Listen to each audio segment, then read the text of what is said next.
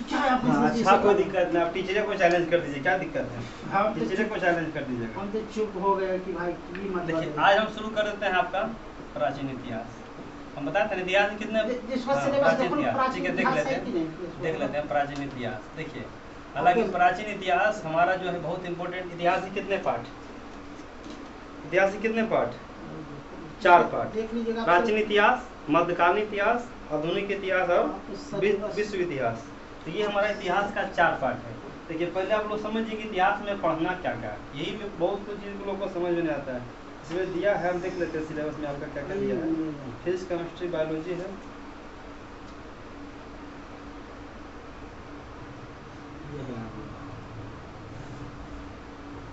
इसमें है, देखिए सर जी, इसमें है प्राथमिक गणित, मानसिक क्षमता परीक्षण और सामान्य जागरूकता, समान विज्ञान, सामाजिक विज्ञान। देखिए प्राचीन इतिहास में सबसे पहले पढ़ना क्या क्या होता है ये पता होना चाहिए कि प्राचीन इतिहास हम लोग के लिए क्यों इम्पोर्टेंट है। देखिए आप लोग नाम सुनेंगे सिंधु घाटी सभ्यता। जितना भी पुराना चीज़ से लेकर सिंधु घाटी सभ्यता हो, चाहे हमारा जो आपका जो आप लोग सुनते होंगे नाम कि मौर्य वंश हो, मौर्य वंश का नाम सुने ना। मौर्य वंश में अगर देखिए हम डीपली करते चलेंगे, पहले समझ लीजिए उसके बाद नोट कीजिएगा। मौर्य वंश में आता एक नाम टॉपिक आता है मगध। मगध हमारा मगध क्या था प्रकार का? मगध एक प्रकार का जनपद था। क्या था? जनपद था। मगध के बाद हमारा फिर आप लोग नाम सुनेंगे, आप इतना भी वंश लगभग जो आता है ना सब किसी में आता है, प्राचीन इतिहास में ही आता है। इसके बाद हमारा देखा जाता है तो जैन धर्म। कौन धर्म? जैन धर्म। उसके बाद हमारा आता है बौद्ध धर्म। क्या आता है? बौद्ध धर्म। तो ये सबसे संबंधित अगर देखा जाए, उसके बाद हमारा आता है, आप लोग देखे होंगे चोल वंश। क्या है? चोल वंश। चोल वंश का नाम आता है। फिर कुषाण वंश का नाम आता है। कुषाण वंश का नाम आता है, इसे कहते हैं कुजुलकट फिशेज के संस्थापक थे। 8वां फिर आता है कनिष्क कुषाण वंश। तो ये सब अगर देखा जाए, उसके बाद हमारा आता है कुषाण वंश के बाद ये हो गया, बाद आता है हमारा गुप्त वंश। तो ये सब अगर हमारा देखा जाए तो ये सब किसका हिस्सा है? प्राचीन इतिहास का। बस इसका फिक्स सिलेबस है। मुश्किल से अगर देखा जाए तो 1 महीना के अंदर 20 दिन में हमारा प्राचीन इतिहास डिटेल से पढ़िएगा तो आपका खत्म हो जाएगा। लेकिन शॉर्ट में पढ़ना है तो फास्ट भी पढ़ना है। लेकिन देखिए अगर हमारा ये देखिए एक टॉपिक नाम सुनेंगे बहुत इंपॉर्टेंट है, उस टॉपिक का नाम है मगध। क्या है? मगध। मगध आज पता होगा कि आपको जनपद है। मगध क्या है? प्रमंडल है आज की डेट में। बिहार में 9 प्रमंडल। कितने प्रमंडल? 9 प्रमंडल। 9 प्रमंडल में एक प्रमंडल हमारा मगध भी का। मगध जो थी हमारे, आप लोग प्राचीन भारत का नाम सुनिएगा। प्राचीन भारत में तो कितने जनपद थे? तो इस जनपद में हमारे 16 जनपद। कितने जनपद? 16 जनपद। 16 जनपद में सबसे शक्तिशाली जनपद का जो नाम था वो मगध था। सबसे शक्तिशाली जनपद। जैसे भारत में आज कितने राज्य है? 28 राज्य, 28 राज्य है। जम्मू कश्मीर से 2 भाग में बट गया। तो भारत में कितने राज्य हैं? 28 राज्य। आज के डेट में राज्य हुआ करता है, तो उस समय जनपद हुआ करता था। तो जनपद की जगह प्राचीन भारत में कितने जनपद की संख्या है? तो 16 जनपद। कितने जनपद? 16 जनपद। ये जानकारी मिलता है अंगुत्तर निकाय से। कहाँ मिलता है? अंगुत्तर निकाय। तो पूछेगा कि प्राचीन भारत में कुल जनपद की संख्या कितना था? 16। सबसे शक्तिशाली जनपद कौन था? मगध। अगर हम देखिए फिगर से देखते हैं कि 16 महाजनपद का चित्र देखिएगा तो सबसे शक्तिशाली प्राचीन भारत में कितने जनपद? 16 जनपद। कितने जनपद? 16 जनपद। अगर हमारा 16 जनपद का नाम देखिएगा तो 16 जनपद में कुछ नाम सुने होंगे, जैसे सुने होंगे आपका इसे भागलपुर नाम सुने ना, हमारा अवंत, चंपा। तो वहाँ हमारा टोटल अगर देखिएगा 16 महाजनपद का नाम में आपका कुछ का राजधानी का नाम भी याद होना चाहिए। जैसे आपका देखिए ये हमारा टोटल आपका ये जनपद है। जैसे पूछेगा मगध, और यही मगध जनपद की राजधानी थी राजगीर।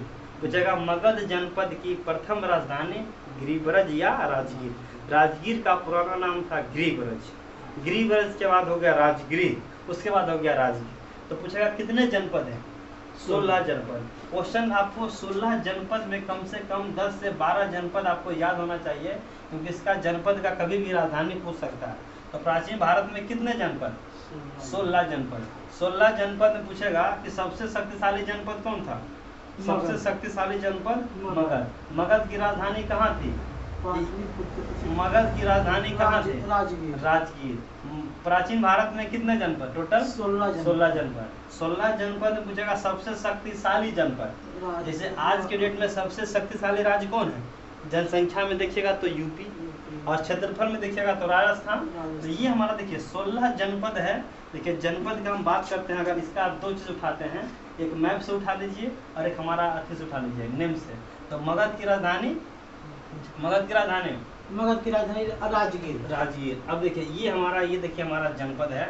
इसे पूछेगा कौशल की राजधानी। कौशल की राजधानी था श्रावस्ती। क्या था? श्रावस्ती। देखिए यहाँ पर दो चीज बनाया है, एक का नाम रखा है मगध जनपद। देखिए एक का नाम इसमें रखा गया है। अगर आप देखिएगा इसमें टोटल तरह हमारा जो इसमें 16 जनपद का नाम दिया है, और 16 जनपद आप लोग देखिए।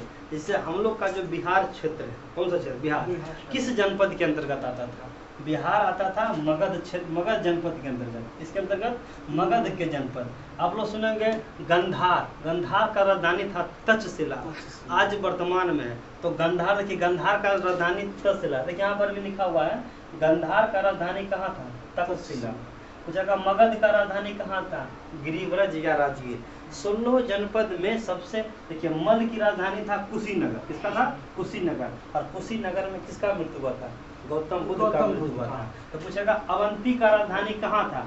अवंती का राजधानी था उज्जैन। आज जो उज्जैन पड़ता है महाराष्ट्र में पड़ता है। तो अवंती का राजधानी कहाँ था?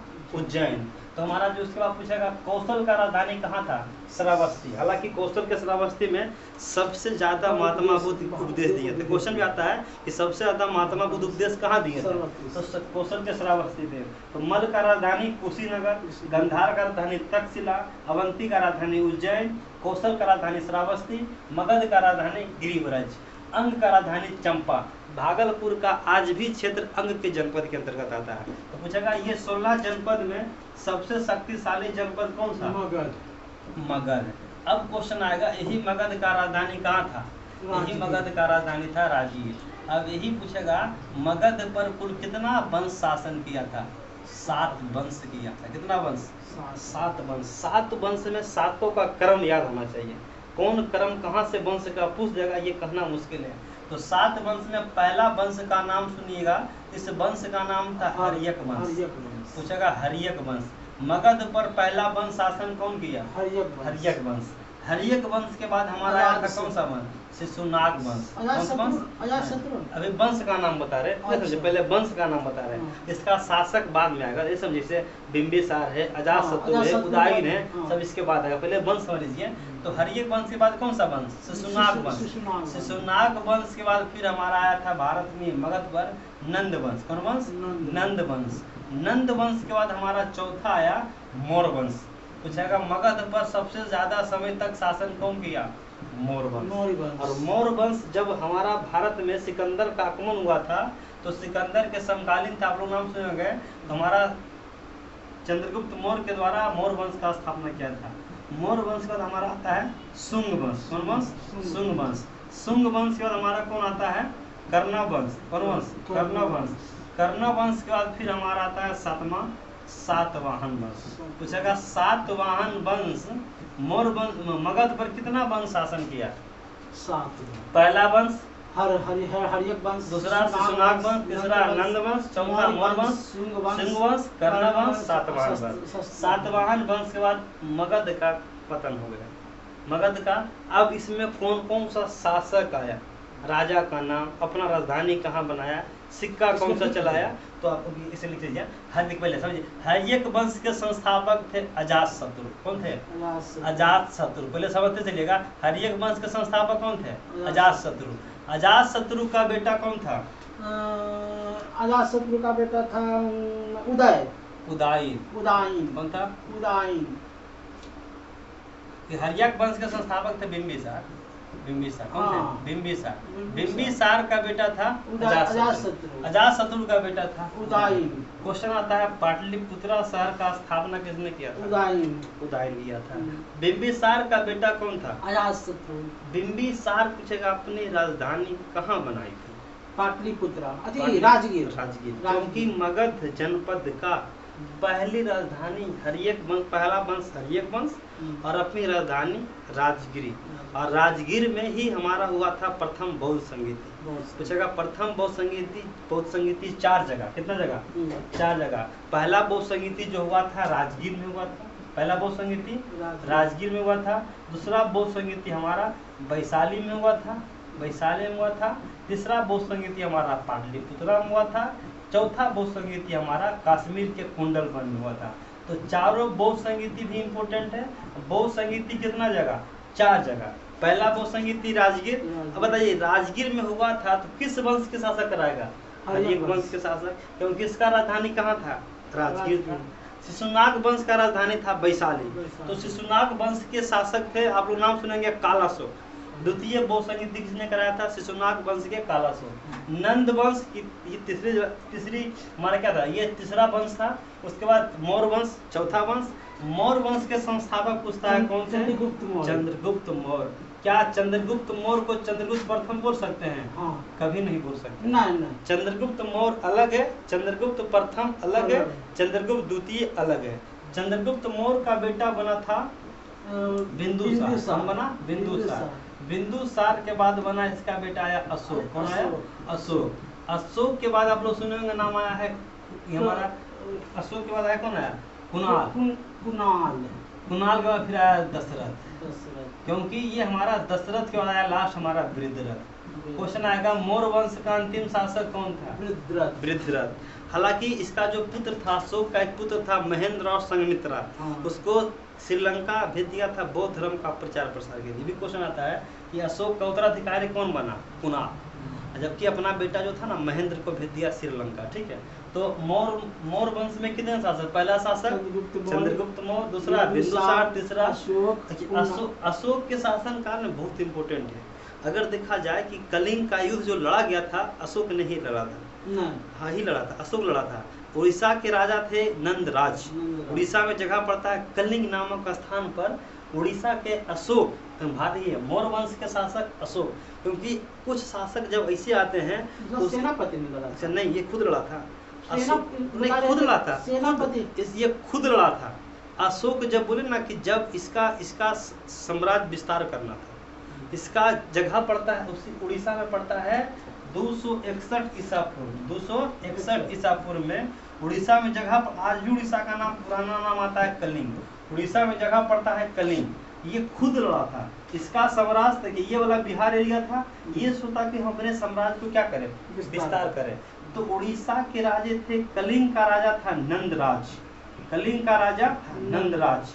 नंदराज के बीच और किसके बीच? अशोक के बीच भारी भीषण लड़ाई। अशोक का कहना था कि ये अशोक के जीवन काल में ये प्रथम युद्ध और अंतिम युद्ध था। इसके बाद बोला गया कि इसका लड़ाई जो है ना, इसके बाद बोले इसमें बहुत सारे लोग मारे गए थे, बच्चे मारे गए थे, बूढ़े, जीव जंतु बहुत सारे मारे गए थे। इसी कारण इस युद्ध के बाद इसको एक ब्राह्मण, उपगुप्त नामक ब्राह्मण, इसको दीक्षा दिया बौद्ध धर्म का। तो आगे जाकर क्या बन गया? फिर ये बौद्ध धर्म का अनुयायी बन गया। इस दिन के बाद बोला कि हम जिंदगी में कभी ये शपथ लेते हैं कि मैं प्रण लेता हूं कि आज के बाद हम कभी भी युद्ध नहीं करूंगा। तो इसका कहना था देखिए अशोक वगैरह का ना काम इम्पोर्टेंट है और नाम ऑटोमेटिक, जैसे ही अशोक आता है कुछ शासक ऐसे हैं कि नाम के आगे ऑटोमेटिक महान लग जाता है। जैसे अशोक महान, अकबर महान है, तो अशोक ऑटोमेटिक महान हुआ। यहाँ तक कि आप देखिए ये हमारा अशोक स्तंभ है। अशोक स्तंभ का निर्माण भी अशोक ने करवाया था। आप लोग देखे होंगे कि हमारा भारत का राष्ट्रीय चिन्ह क्या है? अशोक स्तंभ। यहाँ तक अगर देखिएगा इसमें पूछता है ये अशोक स्तंभ का निर्माण किसने कराया? अशोक ने करवाया। इसमें आपका देखिए दिख रहा होगा 4 गो शेर है, पूछता है इसमें अशोक चक्र है। अशोक चक्र का निर्माण अशोक ने करवाया। अशोक स्तंभ का निर्माण अशोक ने कराया। ये अशोक स्तंभ है कहाँ? ये अशोक स्तंभ सारनाथ में।